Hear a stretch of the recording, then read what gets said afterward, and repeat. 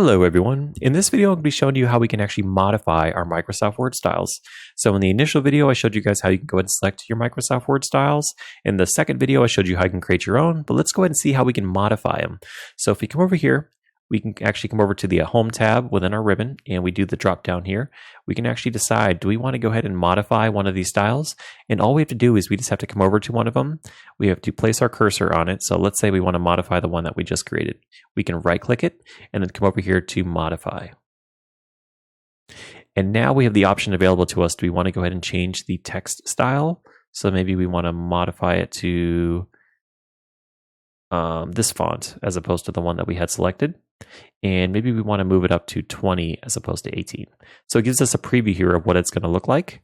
And there's some other options down here too, like where you can add to Styles Gallery, automatically update, things like that. So let's go ahead and let's select OK.